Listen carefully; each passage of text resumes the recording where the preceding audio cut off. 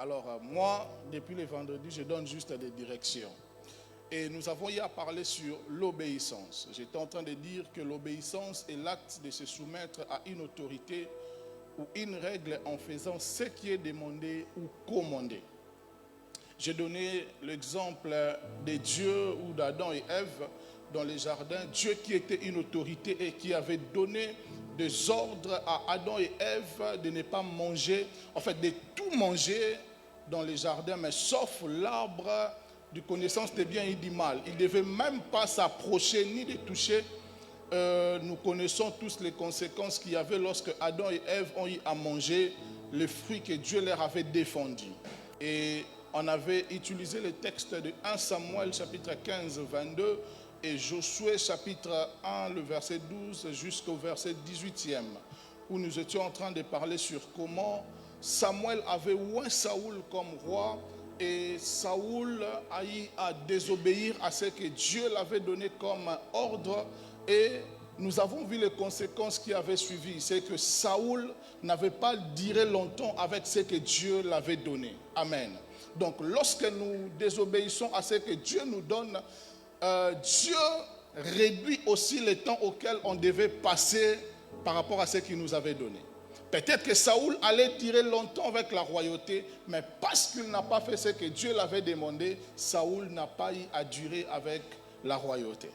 Alors on a parlé aussi de Josué, comment Josué était en train de parler au peuple d'Israël qui devrait obéir à Dieu, mais aussi à lui comme ils étaient en train d'obéir à Moïse. Moïse qui avait fait sortir les enfants d'Israël de l'Égypte.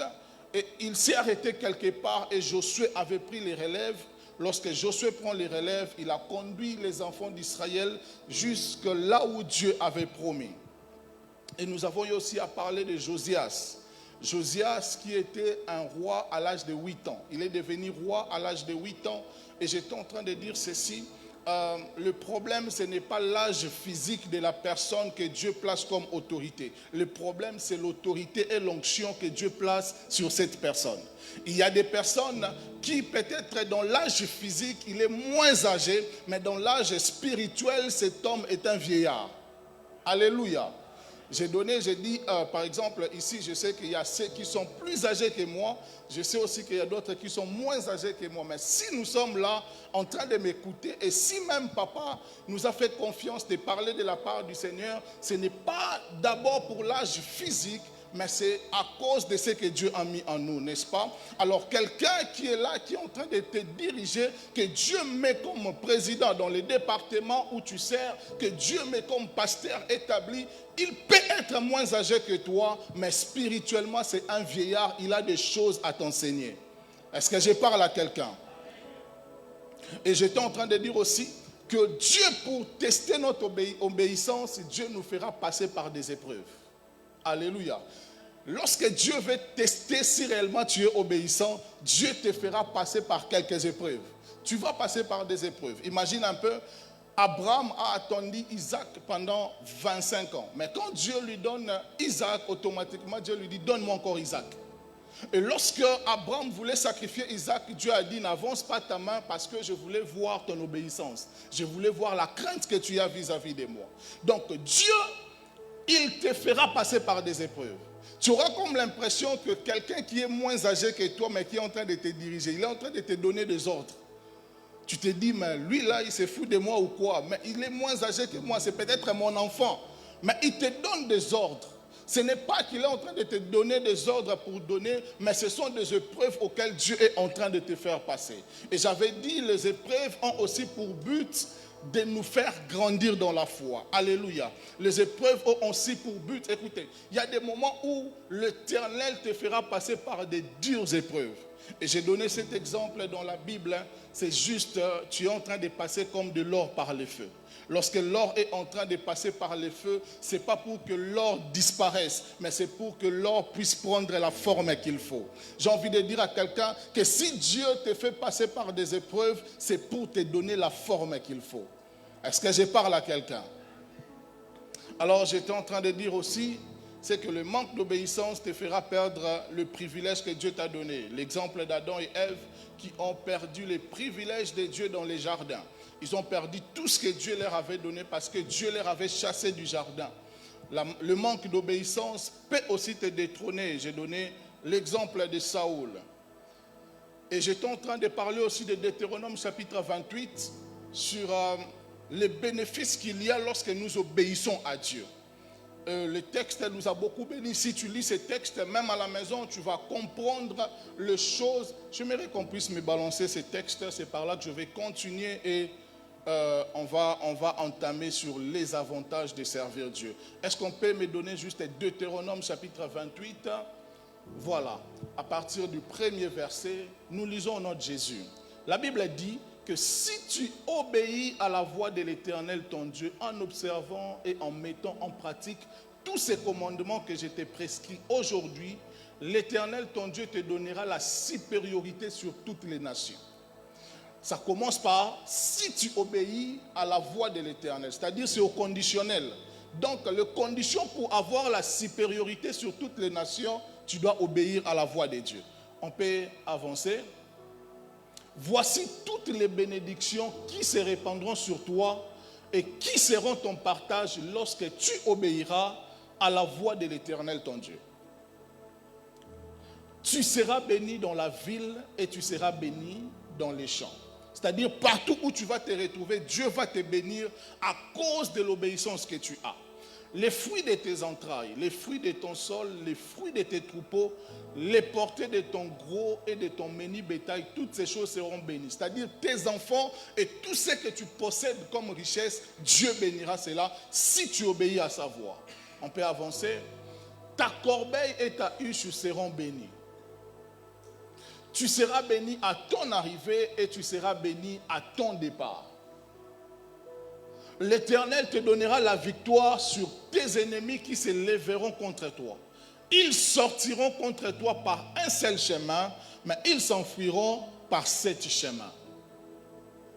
L'Éternel ordonnera à la bénédiction d'être avec toi dans tes greniers et dans toutes tes entreprises. Il te bénira dans les pays que l'Éternel ton Dieu te donne. Tu seras pour l'Éternel un peuple saint comme il te l'a juré, lorsque tu observeras les commandements de l'Éternel ton Dieu et que tu marcheras dans ses voies.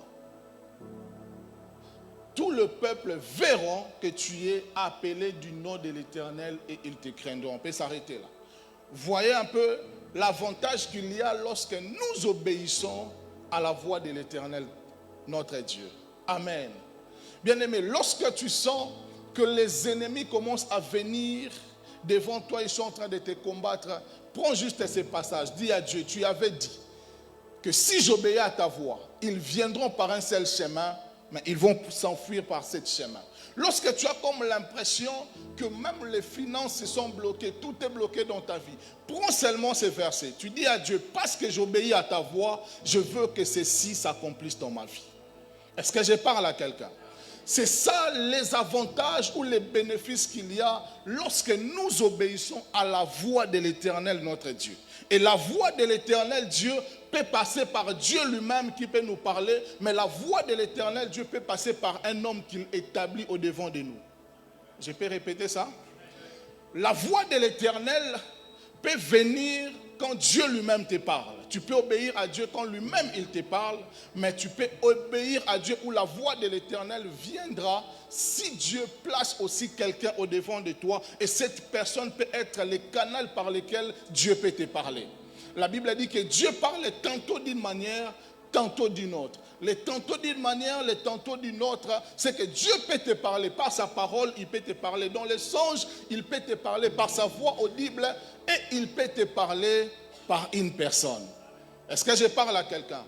Je l'ai toujours dit souvent, moi, je ne sais pas, ça date de quelle année j'ai écouté la voix de Dieu audible, je ne sais pas. Mais chaque jour, j'écoute Dieu. Chaque jour, j'entends la voix de Dieu.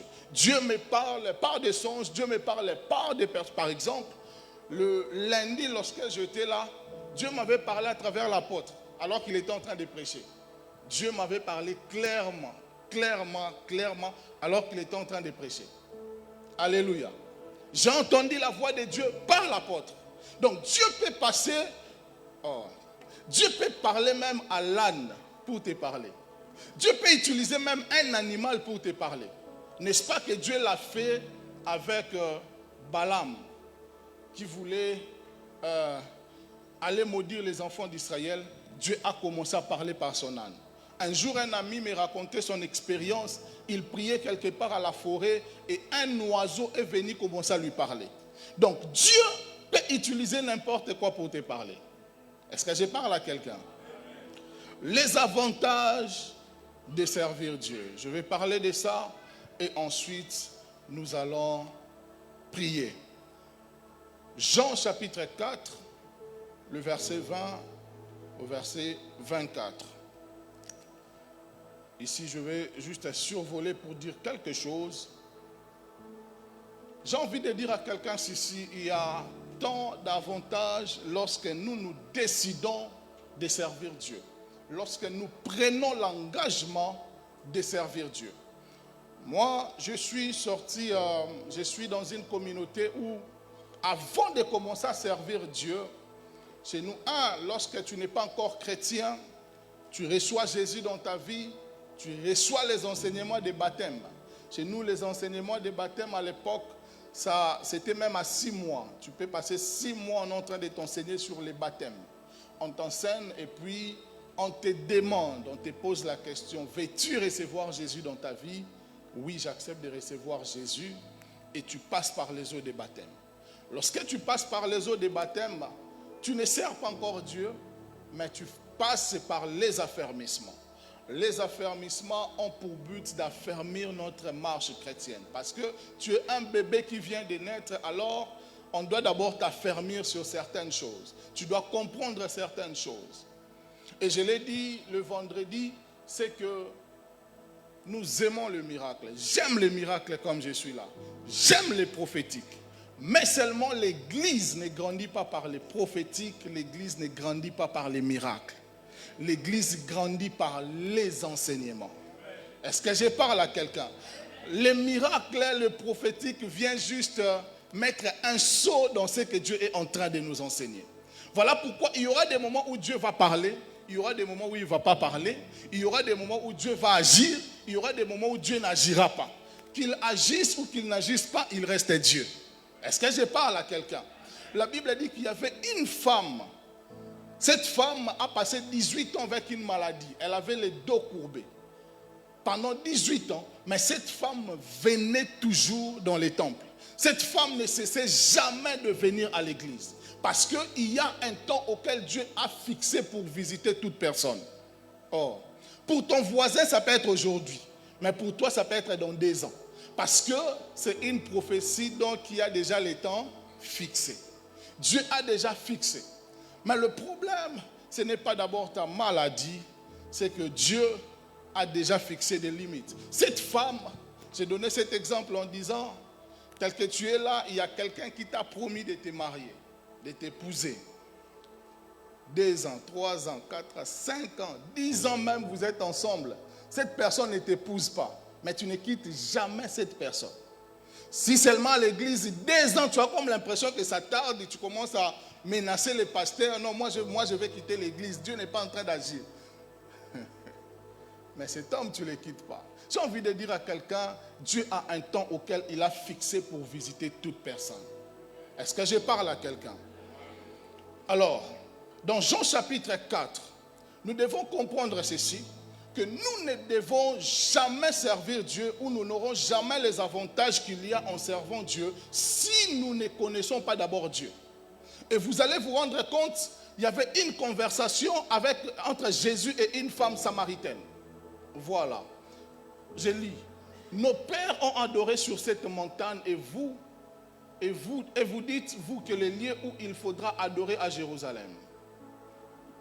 Femme, lui dit Jésus, crois-moi, l'heure vient où ce ne sera ni sur cette montagne, ni à Jérusalem que vous adorerez le Père.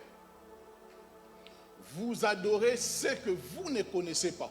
Nous adorons ce que nous connaissons, car le salut vient des Juifs. On peut s'arrêter là. Jésus lui dit, vous adorez celui que vous ne connaissez pas. En d'autres termes, ou dans d'autres versions de la Bible, on dit, vous servez celui que vous ne connaissez pas. Bien aimé, c'est possible de servir Dieu sans pour autant connaître Dieu. Il y a des personnes comme ça qui servent Dieu, mais qui ne connaissent pas Dieu.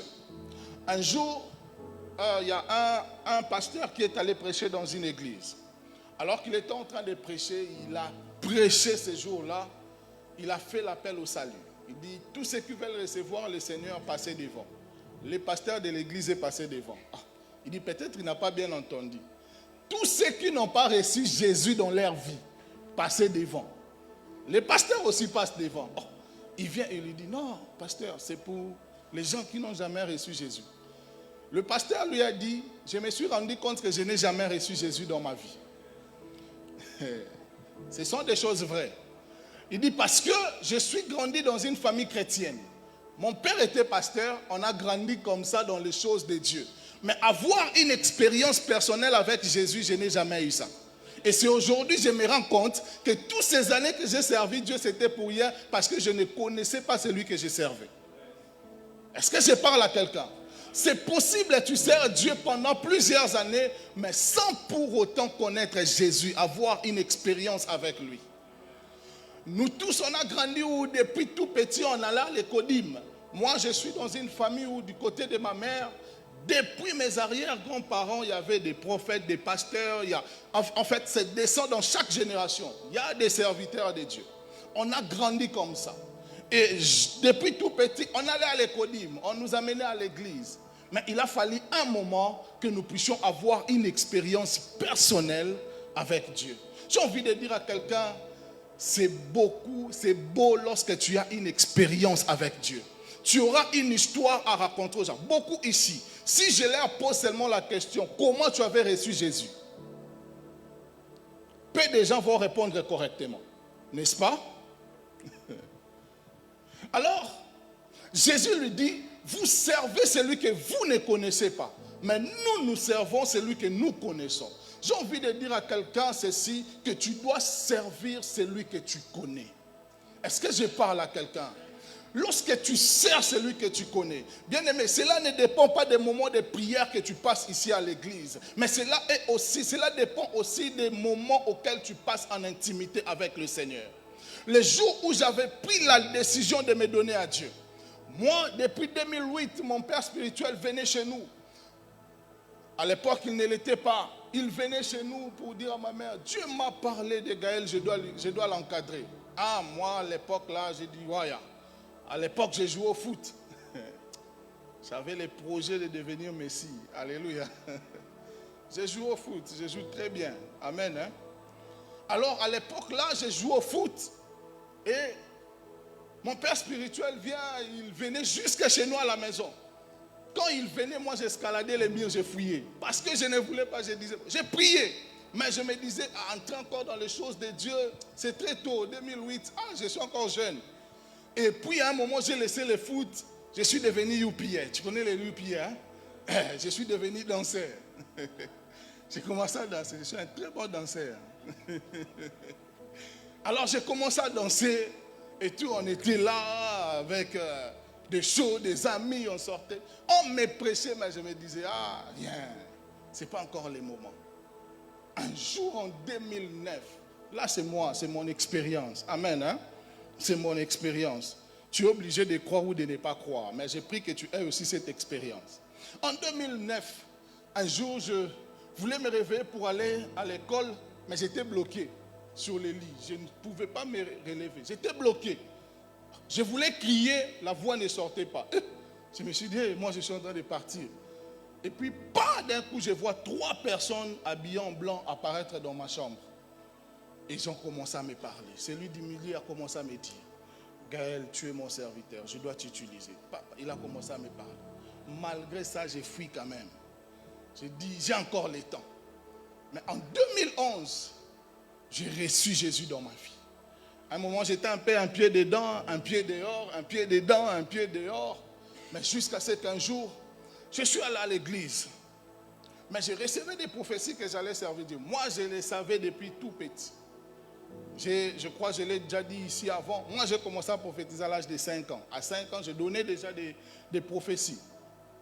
Alors, un jour à l'église, le petit frère du prophète Jogras était venu prêcher. Il prêchait. J'ai vu là commencer à prophétiser. Je me suis dit, waouh, quelle dimension. Il citait les noms des gens. Je me disais, ça existe aussi. Il a commencé à prophétiser. Maintenant, dans mon cœur, il y avait une conviction. J'ai dit, je dois être comme cet homme. D'un coup, il regarde. Il dit, alors que je prophétise, il y a un jeune homme qui vient de dire dans son cœur qu'il va être comme moi. Là où il est, Dieu est en train de lui visiter. J'étais assis, comme tout le monde en train de regarder. D'un coup, je me suis retrouvé dans les airs.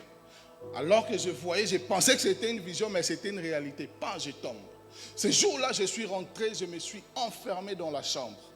J'ai dit à Dieu, aujourd'hui tu transformes ma vie. J'ai commencé à prier, j'ai prié. J'ai reçu une autre visitation de Dieu. Et c'est depuis ce jour-là jusqu'à aujourd'hui. Dieu est en train de nous utiliser. J'ai envie de dire à quelqu'un, au-delà de tout ce que tu peux entendre, c'est beaucoup mieux lorsque tu as des expériences personnelles avec Dieu. Lorsque tu sais que le pasteur Patrick ne sera pas là pour te pousser à prier. Lorsque tu sais que papa ne sera pas là pour t'appeler, est-ce que tu as déjà prié? Mais donc toi-même, tu as envie de chercher Dieu. Ou personne ne te pousse de prier, mais toi-même tu entres en retraite. Personne ne t'a envoyé. Tu n'as pas de problème, mais tu vas seulement à la montagne pour chercher Dieu parce que tu veux avoir des expériences avec Dieu. J'ai envie de dire à quelqu'un, sers celui que tu connais. Est-ce que je parle à quelqu'un? Oh, bien-aimé, depuis aujourd'hui, prends la décision de commencer à servir Dieu. Il y a certaines choses qui bloquent dans ta vie jusque-là parce que tu n'as pas encore certaines expériences avec Dieu. Est-ce que je parle à quelqu'un? Qu'entendons-nous par servir Dieu? Cela signifie se rendre disponible pour servir Dieu dans son royaume et porter l'évangile à un niveau supérieur. Nous sommes appelés à servir.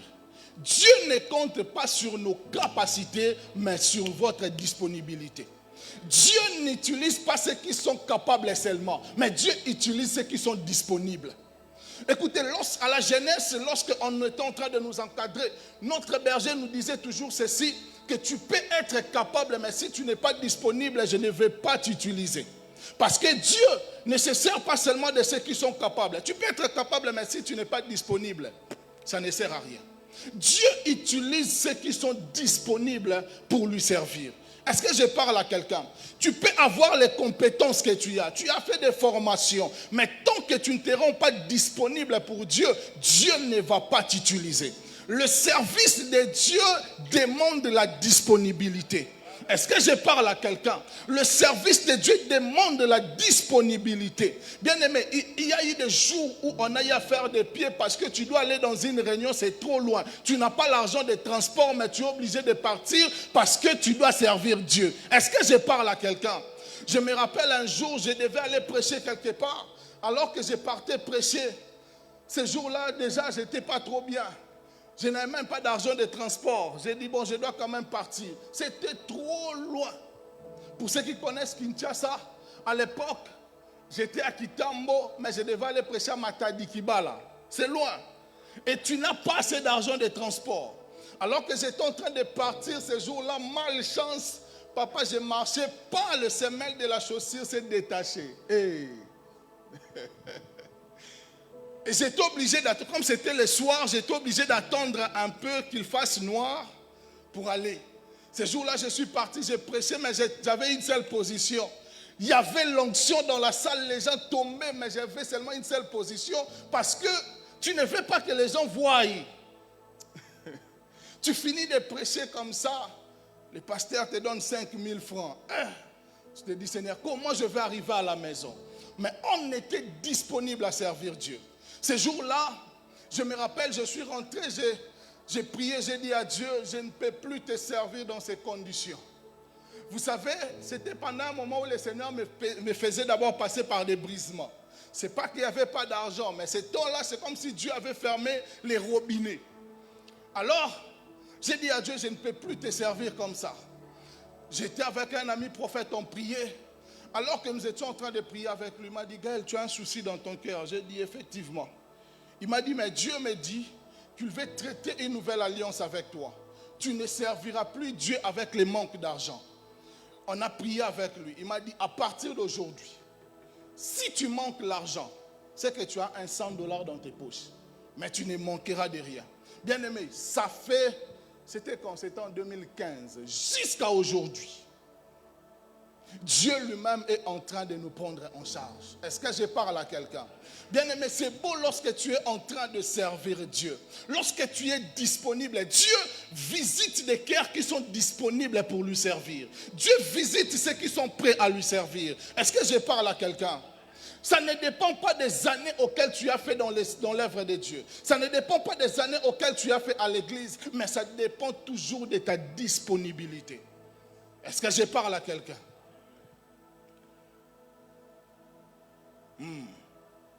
Ésaïe chapitre 8.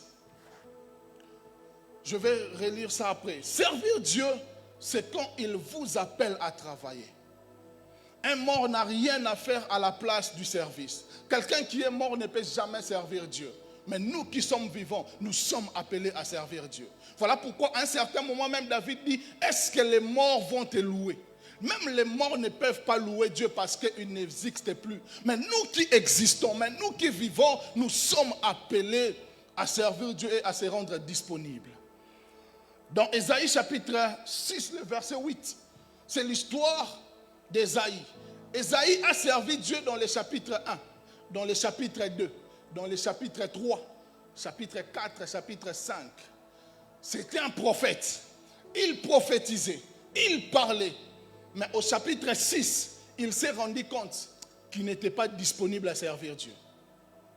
Est-ce qu'on peut lire ça? Ésaïe chapitre 6, le verset 8. J'ai entendu, à partir du premier verset, bon, non, laissons ça. J'ai entendu la voix du Seigneur disant, qui enverrai-je et qui marchera pour nous? J'ai répondu, mais voici, envoie-moi. Donc Ésaïe, il servait Dieu. Mais il s'est rendu compte que ce jour-là, il n'était pas vraiment disponible comme il fallait pour servir Dieu. Mais quand Dieu a commencé à lui parler, il a fait une vision. La Bible a dit que c'était à l'année du roi Osias. Lorsque le roi Osias est mort, c'est alors que Dieu vient se révéler à Ésaïe. J'ai envie de dire à quelqu'un, Dieu attend à ce que ton orgueil meure pour venir se révéler à toi. Oh. Dieu attend à ce que ce qui est en train de te bloquer, de t'empêcher à servir Dieu, meure en toi afin qu'il vienne se révéler à toi. Ce jour-là, lorsque le roi Osias était mort, Dieu vient. Ésaïe commence à voir une vision. Il a vu des anges, il a vu Dieu assis, il a vu les pentes de la robe de Dieu qui remplissaient le temple de sa gloire. Et il s'est rendu compte, il était pécheur, mais il n'était pas disponible à servir Dieu.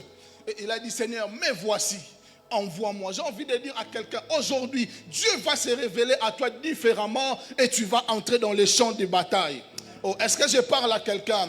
Oh, est-ce que je parle à quelqu'un? Aujourd'hui, Dieu va se révéler à toi et tu seras dans la mission. Est-ce que je parle à quelqu'un? Dieu l'a dit. Ésaïe s'est rendu compte, il a dit à Dieu, mais voici, envoie-moi. Parce qu'il s'est rendu disponible. Ce que nous recevons de Dieu, nous sommes appelés à transmettre cela. La Bible dit que l'homme ne donne que ce qu'il a reçu de la part de Dieu. Bien aimé, ce que nous recevons de la part de Dieu, nous sommes aussi appelés à les transmettre à d'autres personnes. Est-ce que je parle à quelqu'un? Dieu veut que nous soyons impliqués dans l'œuvre de Dieu. Quand Dieu a appelé Adam et Ève dans le jardin, Dieu leur a confié des responsabilités. Et Dieu même a dit à Adam, tu vas nommer les animaux. Dieu lui donne cette responsabilité. Aujourd'hui, le même Dieu nous confie aussi des responsabilités lorsque nous sommes en train de lui servir. J'ai envie de dire à quelqu'un, oui, il y a des moments où Dieu t'avait tué quelque part. Tu étais en train de faire d'autres choses. Tu étais disponible à faire autre chose. Mais Dieu est venu, il t'a pris dans cette disponibilité-là pour te rendre disponible pour son œuvre. Écoutez ceci. Pierre était en train de pêcher les poissons. Il était déjà occupé à faire autre chose. Mais Dieu vient. puisque tu es pêcheur de poissons, moi, je ferai de toi pêcheur d'hommes. Bien-aimé, je ne sais pas qui a accepté l'appel de Dieu dans la facilité. Mais les gens, les vrais appelés de Dieu, refusent toujours l'appel de Dieu. Est-ce que je parle à quelqu'un? Lorsque Dieu est venu vers Moïse, Moïse était disponible à faire autre chose. Il était en train de paître les brebis de son beau-père. Mais l'appel de Dieu est venu vers lui. Dieu lui dit, je viens, je t'appelle et tu dois aller délivrer mon peuple. Il dit à Dieu, non, je ne peux pas. Je suis incapable de le faire. Dieu lui dit, c'est toi. Il a dit même à Dieu, je n'ai pas une langue facile. Dieu lui dit, Aaron est là. C'est lui qui sera ton prophète. J'ai envie de dire à quelqu'un, à chaque fois que tu donneras à Dieu des excuses, Dieu te donnera toujours des raisons pour lui servir. Oh. Est-ce que je parle à quelqu'un? Oh, je travaille. Bien aimé, tu ne travailles pas 24 heures sur 24, n'est-ce pas? Soyons honnêtes, n'est-ce pas? Tu ne travailles pas 24 heures sur 24. Donc, il y a toujours des moments où on peut trouver un temps pour servir Dieu. Est-ce que je parle à quelqu'un? Moi, j'avais dit à Dieu, si tu dois me donner un travail, donne-moi un travail qui fera en sorte que ça ne va pas déranger en fait les services que je fais pour toi. Et Dieu m'a donné un travail. Je travaille de 8h à 13h, j'ai fini. Donc, tous les temps là, j'ai le temps de chercher Dieu, j'ai le temps de faire autre chose, n'est-ce pas? Il y a des moments où des samedis, je ne travaille pas, les dimanches, je ne travaille pas. Donc, j'ai le temps d'aller servir Dieu. J'ai passé 3 mois. La semaine, j'ai travaillé. Tous les week-ends, j'étais toujours en déplacement pour aller prêcher. Parce que j'avais dit à Dieu, donne-moi ce qui ne va jamais m'empêcher à te servir. Est-ce que je parle à quelqu'un? J'ai envie de dire à une personne, cherche l'argent, c'est bien. Travaille, c'est bien. Mais sois disponible à servir Dieu. Est-ce que je suis en train de parler à quelqu'un? Dieu est en train de chercher les personnes qui sont disponibles pour le servir. Dieu ne peut jamais t'utiliser puissamment tant que tu ne trouves jamais du temps pour lui servir. Est-ce que je parle à quelqu'un? J'aime bien votre calme, ça montre que la matière entre, n'est-ce pas? Il faut des moments comme ça, amen, hein? Pas seulement fire, mais il y a des moments où la matière entre, n'est-ce pas? Si vous voulez même qu'on active les prophétiques, on va l'activer. Mais c'est ce qui est d'abord important. Matière. Alléluia. J'ai pris même que Dieu ne nous parlait pas aujourd'hui, mais il nous parlait par sa parole. Amen. Hein? J'ai dit que je suis venu donner une direction. Le prophétique a aussi une dimension de prêcher les gens et d'exhorter, n'est-ce pas? Paul est en train de le dire que le prophétique vient pour exhorter, pour édifier le peuple. Donc ça, c'est aussi la prophétie que tu es en train de recevoir parce que tu dois servir Dieu. Donne-moi un amen.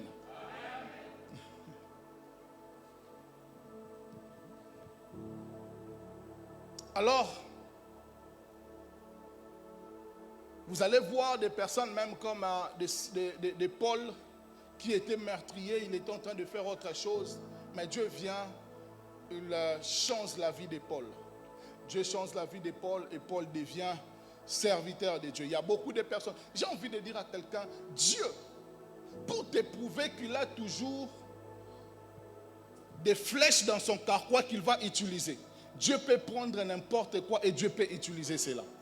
Dieu peut prendre n'importe qui et Dieu va utiliser cela.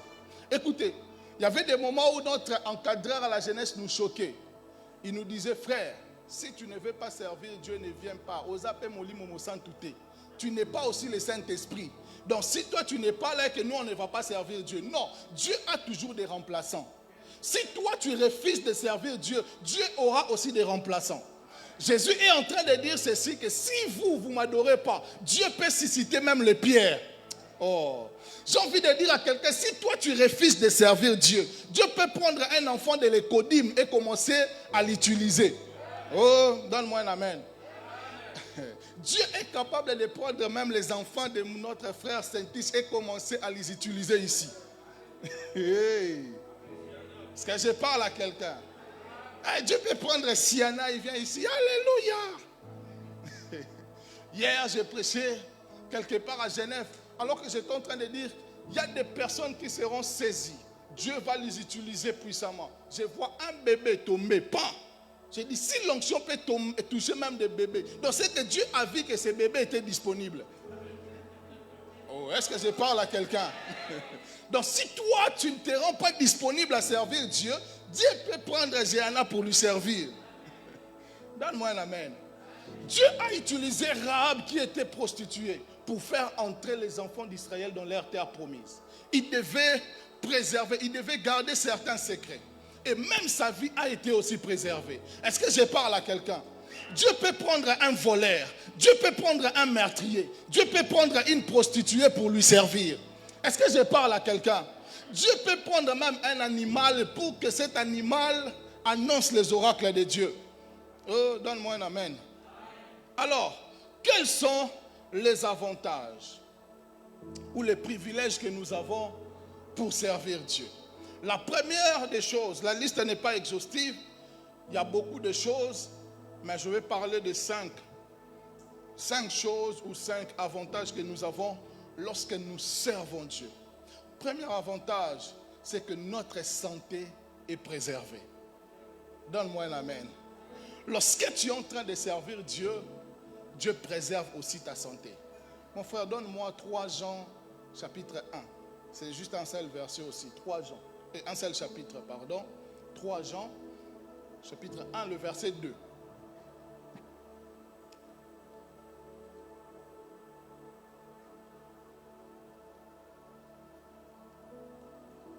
Voilà.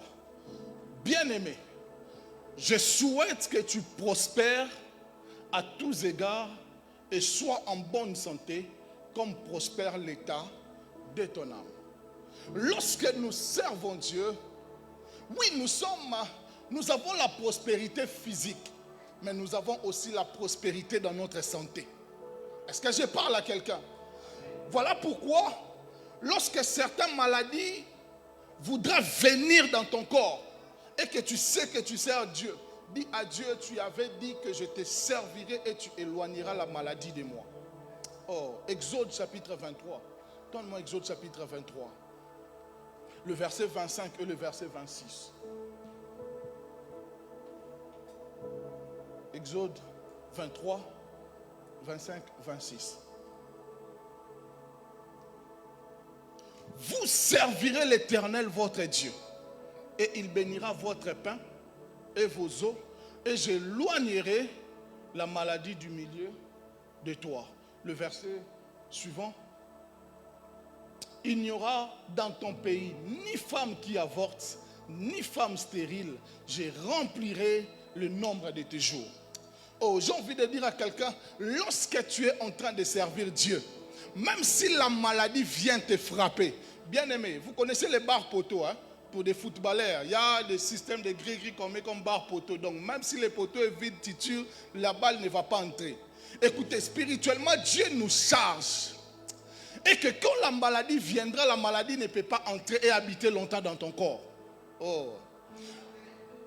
Dieu va te faire porter l'antiballe spirituelle. Lorsqu'on te lance des balles, bien aimé, tu ne seras pas atteint. Oh, donne-moi un amen. Bien aimé, lorsque la maladie voudra venir dans ta vie, bien aimé, ça vient et puis ça repart. Parce que ton corps est le temple du Saint-Esprit et non le temple des maladies. Voilà pourquoi lorsque tu as comme l'impression que les maladies bizarres commencent à venir, ne cherche pas d'abord les pasteurs, ne cherche pas d'abord l'homme de Dieu, mais cherche la parole de Dieu qui dit, vous me servirez et j'éloignerai la maladie de vous. J'ai envie de dire à quelqu'un, tu serviras Dieu et Dieu va éloigner la maladie de toi. Est-ce que je parle à quelqu'un? Bien aimé, un jour, à l'époque, en Pologne, j'étais là, je voulais entrer dans un programme de prière au mois d'août. Le 1er août, je vais commencer la prière, je tombe malade. J'étais gravement malade. Ça avait commencé comme avec quelques douleurs. J'avais des douleurs, j'avais des petites douleurs au dos. Et puis, à un certain moment, j'avais comme l'impression que ce n'était plus en fait à l'extérieur, mais c'était beaucoup à l'intérieur. Et j'ai commencé à remarquer que le souffle, en fait, je ne respirais plus bien. Ça commençait à venir, ça commençait. Premier jour, deuxième jour, troisième. Un jour, j'ai fait même une crise. On est venu, on m'a pris. On était là à l'hôpital. C'était bizarre. J'ai chauffé le corps, en tout cas, je ne comprenais pas. On a fait des examens, mais rien. On a fait des examens, on ne trouvait rien. J'ai dit, Seigneur, c'est quoi? J'étais arrivé à un moment où si je veux dormir un peu, je disais aux gens qui étaient autour de moi, j'ai dit, vous voyez, mon téléphone est là. Ça, c'est le numéro de ma mère, c'est le numéro de mes frères, de mon père. Donc, si je ne me réveille pas, appelez ma famille, dites-leur que je suis mort. Parce que la souffrance était tellement. Mais j'ai prié. J'étais en train de dire à Dieu, c'est quoi ça? J'ai passé mon anniversaire sur le lit. J'étais dans mon lit. C'était parmi les anniversaires bizarres. J'étais là, je ne répondais même pas aux gens. J'étais en tout cas éloigné de tout. Je ne pouvais même pas tenir quelque chose. Mais j'ai demandé à Dieu, c'est quoi ça, Seigneur? J'étais là, j'avais des problèmes, je ne respirais plus. On est allé faire des scanners, on est allé dans des hôpitaux, rien, on ne trouvait rien. Je dis, Seigneur, c'est quoi? Un jour, j'ai parlé avec un médecin. Elle me pose la question, elle me dit, est-ce que tu connais la tuberculose? Je lui ai dit, sans effet. Je n'ai même pas entendu qu'elle me dise si c'était ça ou pas. Je lui ai dit, sans effet. Elle m'a dit, non, pourquoi sans effet? J'ai dit, sans effet. Je ne souffre pas de ça. Il m'a dit, j'ai juste posé la question. J'ai dit, oui, ça reste juste au niveau des questions. Et un jour, c'était la nuit de mon anniversaire à demain. J'étais là, à un moment avant de dormir, j'ai prié. J'ai dit à Dieu, peut-être c'est mon dernier jour. Je me recommande entre tes mains. Je dors. D'un coup, j'ai fait une vision. J'ai fait une vision. J'ai vu, j'étais en train de me battre avec les gens. Je me battais. À chaque fois que je me battais avec eux, quand je criais Jésus, il disparaissait. J'ai crié Jésus, il disparaissait. Et puis il y a deux qui ont dit, c'est aujourd'hui qu'il meurt, mais on l'a raté, on part. Je me réveille le matin, je me suis vu, j'étais à genoux. Je ne savais pas quand est-ce que j'étais à genoux, mais je me suis vu à genoux, en très bonne santé. Et puis je vois, on vient me chercher pour aller à l'hôpital, on est allé dans une autre ville, on arrive là-bas, on me dit, non, on a trouvé l'infection dans ton dos, il y avait de l'eau. Et c'est ce qui faisait que tu avais des problèmes de respiration. Et ce jour-là, on m'a enlevé 2 litres d'eau et demi. Et depuis ce jour-là, jusqu'à aujourd'hui, complètement guéri. J'ai envie de dire à quelqu'un ceci, lorsque tu sers Dieu, les maladies bizarres ne peuvent jamais habiter dans ton corps. Est-ce que je parle à quelqu'un? Rappelle seulement à Dieu, tu as dit, il n'y aura ni femme stérile, ni celle qui avorte. Seigneur, souviens-toi de moi. Est-ce que je parle à quelqu'un? Deuxième point, je vais aller rapidement. Lorsque nous servons Dieu, nous bénéficions de la protection divine. Dis avec moi, protection divine. On ne va pas lire, mais tu liras Daniel chapitre 6. On nous parle de Daniel. Daniel était en train de servir Dieu. Alors qu'on les avait pris, ils étaient en déportation. Lorsqu'ils étaient, Daniel avait quand même des privilèges où il servait auprès du roi avec ses amis. Mais un jour, il y avait des jaloux. Il y avait des personnes qui jalousaient Daniel. Et ils se sont dit, comment nous on sert d'autres dieux, mais eux ils continuent à servir leur Dieu. En tout cas, on doit faire quelque chose pour qu'on tue Daniel et ses compagnons. On est allé, on a d'abord commencé par Daniel. On a écrit des décrets qu'on devait respecter. Si tu ne respectes pas cela, tu dois mourir. Mais la Bible a dit, lorsque ce décret a été signé, Daniel entre dans la chambre. Il priait comme d'habitude, 3 fois par jour. Daniel continuait toujours dans la prière. Et ils sont venus parce qu'ils savaient que Daniel, il n'allait jamais s'arrêter à prier.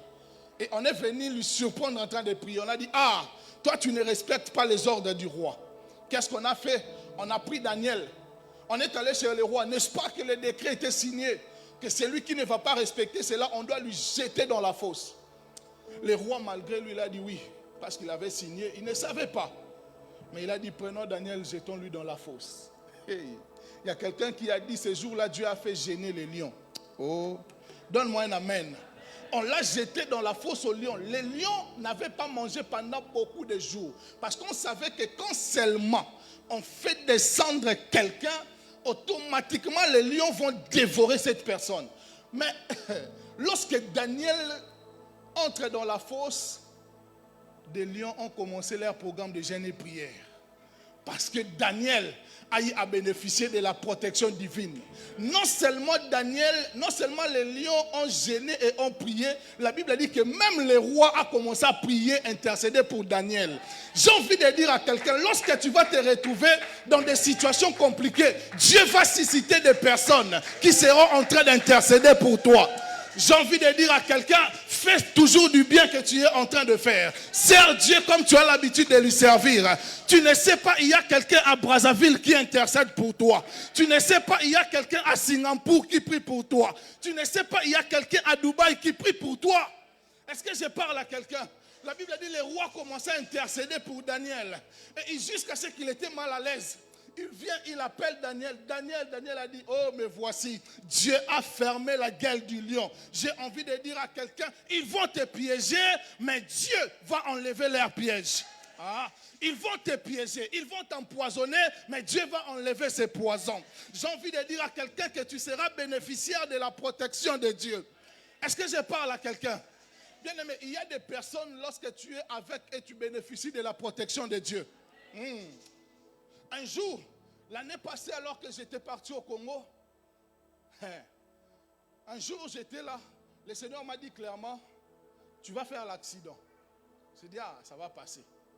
Et puis une de mes filles m'a appelé spirituel, m'a appelé. Papa, j'ai vu que tu partais prêcher, et puis dans 2 jours, je devais prêcher. Il m'a dit, j'ai vu que tu partais prêcher, mais tu as fait l'accident. J'ai dit, j'ai prié. Ça. Je suis allé, j'ai prêché normal. Dieu a enlevé l'accident. Et un jour, j'étais là. Je ne me sentais pas bien. Je me suis réveillé, j'avais quelques démarches à faire. Mais je ne me sentais pas bien. Comme si il y avait quelque chose. Je voulais prendre une photo. Le Seigneur m'a dit, ne prends pas la photo. Je ne sais pas pourquoi, peut-être ça allait être ma dernière photo. Dieu m'a dit, ne prends pas. Je suis sorti ces jours-là. J'ai voulu sortir avec le véhicule. Le Seigneur m'a dit, laisse ça. Et puis je sors, il y avait l'embouteillage. Je suis sorti, j'ai fait ce que je devais faire. J'ai pris la moto, l'hélicoptère. J'ai pris ça. Alors je devais me voir avec une servante de Dieu qui était venue de l'Angleterre. C'était sa première fois de venir au Congo. Alors elle m'a dit, non, est-ce qu'on peut visiter un peu? Je dis, pas de problème. Alors qu'on était en train de se promener, je lui ai dit, elle m'a dit, non, j'ai envie de visiter des lieux touristiques. Je lui ai dit, je sens qu'on doit aller du côté de l'aéroport, pas du côté de la ville. Elle m'a dit, oh non, je vais voir les statues de Lumumba. J'ai dit, moi je sens qu'on doit aller de ce côté. Il m'a dit, non, je vais visiter. J'ai dit, d'accord, on part. On partait. D'un coup, je lui ai dit, si tu marches avec moi, tu ne mourras pas. Comme ça. Alors qu'on voulait prendre, on veut prendre les taxis, embouteillage. J'ai dit, on prend seulement la moto. J'ai dit au motard, conduis bien. Je ne sais pas pourquoi, je lui ai dit, conduis bien. Il m'a dit, non, ne vous inquiétez pas. On partait, on a vu aussi la statue de Lumumba. Mon cœur me disait qu'on doit retourner. J'ai dit, bon, on continue quand même du côté de la ville. On partait, on est arrivé à Limete, pour ceux qui connaissent le Congo. Si tu ne connais pas le Congo, fais un tour un jour. Alors on était en train de marcher, je lui montrais des églises. Ah, ça c'est pour tel pasteur, tel. D'un coup, on entend derrière nous, bah! Une dame est venue, nous a cogné. Ce jour-là, bien aimé, c'était un accident. Les gens ont déjà crié, les gens sont morts. Parce que c'était déjà fini. Mais d'un coup, j'ai vu, je me suis relevé. J'étais normal, je regarde, j'avais des blessures. Je regarde la personne avec qui j'étais. Je ne pouvais même pas lui regarder sur le visage. Parce que même son visage était déformé. C'était un grave accident. Directement, on nous a amenés à l'hôpital et tout ça. Lorsque nous sommes partis, ils ont regardé, il n'y avait rien. Et on l'a amené dans les scanners, il n'y avait rien. Et aujourd'hui, nous sommes en bonne santé. J'ai envie de dire à quelqu'un, lorsque tu sers Dieu, tu bénéficies de la protection divine. J'ai envie de dire à quelqu'un, tu ne mourras jamais avant ton temps. Je sais que j'ai encore des choses à accomplir avec Dieu, donc je ne mourrai pas maintenant. Je n'ai pas encore vu mes enfants jumeaux, donc je ne mourrai pas maintenant. Donne-moi un amen. Moi, j'ai déjà vu mes enfants, ne t'inquiète pas. Alors, troisième point, Dieu honore tous ceux qui le servent. J'ai envie de dire à quelqu'un ceci. Lorsque tu prends la décision de servir Dieu, Dieu va t'honorer. Est-ce que je parle à quelqu'un? Bien-aimé, dans les circonstances qui peuvent t'arriver, Dieu va toujours t'honorer. Parce que Dieu honore tous ceux qui prennent l'engagement de les servir. Même si ça prend du temps, j'ai envie de dire à quelqu'un, Dieu va t'honorer. Dieu finira par t'honorer. Est-ce que je parle à quelqu'un? Quatrième point, c'est que nous bénéficions d'une récompense divine. Lorsque nous servons Dieu, il y a une récompense que Dieu nous a réservée. Est-ce que je parle à quelqu'un? Un jour, Pierre, ils se sont dit, ah, mais nous, on a tout laissé pour suivre ces gars. Ils ne nous donnent rien. Viens, on lui pose d'abord la question. On lui dit, mais maître, nous, on t'a suivi, on a tout laissé. Qu'est-ce que tu vas nous donner en retour? Il a dit, il n'y a personne qui a laissé toutes ses occupations et servir Dieu, et Dieu laissait cette personne comme ça. Dieu va vous récompenser lorsque vous lui servez. Si Dieu ne vous récompense pas sur la terre et que vous partez, Dieu va récompenser vos enfants. Si Dieu ne récompense pas vos enfants, Dieu va récompenser vos petits-enfants. Si Dieu ne vous récompense pas, même au ciel, vous aurez des couronnes qui vous est réservées. Est-ce que je parle à quelqu'un? Mais j'ai envie de dire à quelqu'un, dans tous les cas, il y a une récompense qui nous est réservée lorsque nous prenons l'engagement de servir Dieu. J'aimerais dire à quelqu'un, il y a une récompense que Dieu a réservée pour toi. J'ai envie de dire à quelqu'un que tu ne sers pas Dieu en vain. Lorsque tout le monde est en train de dormir, toi tu viens, tu es en train de répéter. Lorsque tout le monde doit aller prendre quand même un verre, toi tu viens à la répétition avec cette chaleur. J'ai envie de dire à quelqu'un, tu auras une récompense de la part de Dieu. Dieu va te récompenser. Est-ce que je parle à quelqu'un? Cinquième point, c'est qu'il y a soutien divin. Lorsque nous servons Dieu, Dieu va te soutenir. J'ai envie de dire à une personne, lorsque tu vas te sentir épuisé, Dieu viendra et Dieu va te soutenir. J'aimerais dire à quelqu'un ceci, même si tu te sens fatigué, même si tu te sens chargé, Dieu va te soutenir. Est-ce que je parle à quelqu'un? J'ai fini en ceci. En conclusion, l'appel de Dieu est toujours là. Réponds-tu à l'appel de Dieu pour le servir? Je te pose la question. L'appel de Dieu est toujours là. Répondras-tu à l'appel de Dieu pour le servir? Que Dieu bénisse sa parole. Est-ce que tu peux m'aider à acclamer le Seigneur?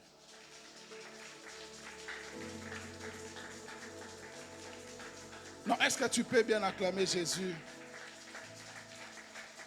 J'aimerais que nous puissions prier.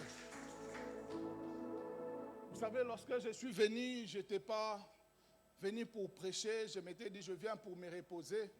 Mais lorsque papa m'a dit, non, tu dois intervenir, d'un coup, j'ai senti ce message monter dans mon cœur.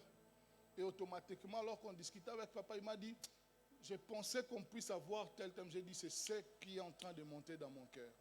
Et c'est ce fardeau que Dieu m'avait déposé pour l'Église. J'ai envie de dire à quelqu'un, lorsque nous prenons l'engagement de servir Dieu de tout notre cœur, toutes ces choses seront notre partage. Est-ce que je parle à quelqu'un? Est-ce que je suis en train de parler à quelqu'un? J'ai envie de dire à une personne, Dieu va te récompenser. J'ai envie de dire à quelqu'un, Dieu va te soutenir. J'ai envie de dire à quelqu'un, Dieu va te préserver. J'aimerais dire à quelqu'un que Dieu va te protéger. Et Dieu va t'honorer. J'aimerais dire à quelqu'un, Dieu ne t'abandonnera pas. Est-ce que je parle à quelqu'un? Dieu ne t'abandonnera pas. J'ai envie de dire à quelqu'un, Dieu voit les larmes que tu fais couler. La Bible dit, ceux qui sèment avec larmes, moissonnent avec chant dans les graisses. J'ai envie de dire à quelqu'un, tu sers Dieu avec larmes, mais lorsque Dieu va accepter de te récompenser, il y aura la joie qui va monter dans ton cœur. Est-ce que je parle à quelqu'un? Bien-aimé, il y a des bénéfices lorsque nous servons Dieu. Donne-moi un amen. Hier, je parlais avec Janice, je lui parlais d'une petite histoire que j'ai vécue. Bien-aimé, moi, à l'époque, quand mes parents étaient ensemble, mon père avait beaucoup d'argent. C'était un businessman. Il avait beaucoup d'argent. Mais lorsque ils se sont séparés avec maman, j'avais 5 ans. Et à un moment, avec la femme de mon père, on a été tellement maltraités. On a vécu des choses. Et jusqu'à ce qu'un jour, Ma mère nous a récupérés, moi et mon frère. On a habité chez ma mère. On n'avait plus rien. On était habitués, ces temps-là, chaque dimanche, on savait que si papa est en voyage, j'avais même des amis de papa qui venaient, nous prenaient, on sortait, on allait à Kinkole. En tout cas, on était bien, mais à un certain moment, la vie était devenue compliquée.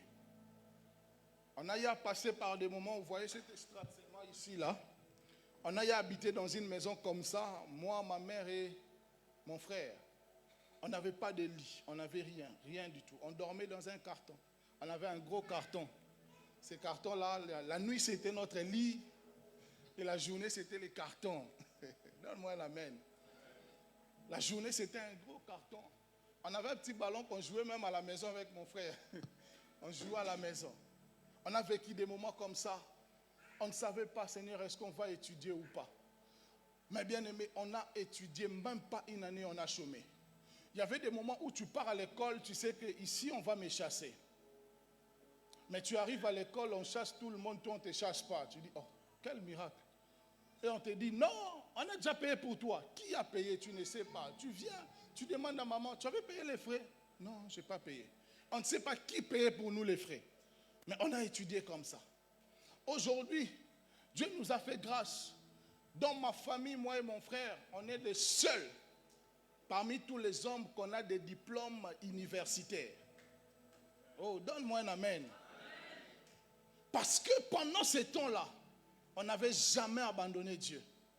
On dormait dans les cartons alors que d'autres dormaient dans les lits. Mais on n'avait jamais abandonné Dieu. On savait qu'un jour Dieu finira par nous récompenser.